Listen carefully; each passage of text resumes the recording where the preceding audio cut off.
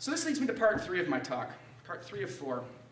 I think we have made the same 3 mistakes the Romans made and the medievals made, etc. That our food system is built on the same rickety foundations that these past ones made. More statistically, the data backs this hypothesis up. And what, of course, you'll immediately see are the top 2 lines, the European Union and the United States, where yields have roughly tripled over the period of time since 1960, where they've gone from something in the order of 2,000 kilograms of grain per hectare and are now at something around 500 or 6,000 kilograms of grain per hectare. This is, without any doubt, a breathtaking accomplishment, an enormous accomplishment. However, in creating this accomplishment, we haven't rewritten the laws of nature. The way we've done this is by breeding very, very, very productive varieties of corn, rice, and maize.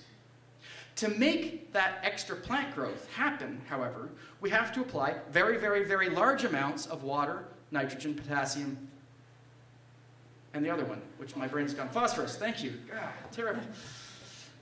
We haven't rewritten the laws of nature. This productivity comes at a cost, and we still need to give these plants the basic building blocks they need to grow. They also become, therefore, very much more attractive to pests, so we have to apply pesticides. So if you superimposed on this graph a line that represented pesticide use, nitrogen use, irrigation use, and ultimately the energy that it takes to make those inputs, you would actually see a steeper line above the yield estimates, where it's costing more energy, not less, to make food today than it did in the past.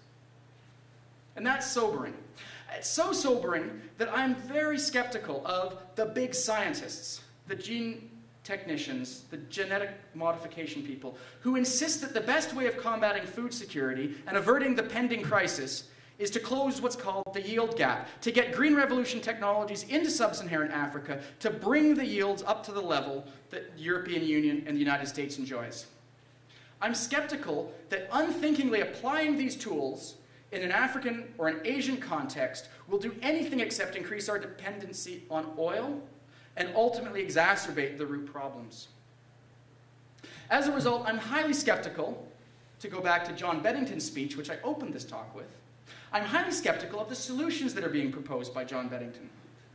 John Beddington, at the end of the article, argues that a major technological push is needed to develop renewable energy supplies, boost crop yields, and better utilize existing water supplies. Now, let's be honest, I have absolutely nothing against renewable energy. I think boosting crop yields is an excellent idea, and it just plain makes sense to better utilize existing water supplies. So there's nothing wrong with this. However, there's an implicit assumption that technology will provide the fix. And if you read a more recent article by John Beddington, a keynote address that he made in the journal Science 4 months ago, in February, he makes an explicit argument that what we need to do is get higher yielding crops into Africa in order to close the yield gap, to solve the world's food problem. And to me, this just puts too much faith in technology.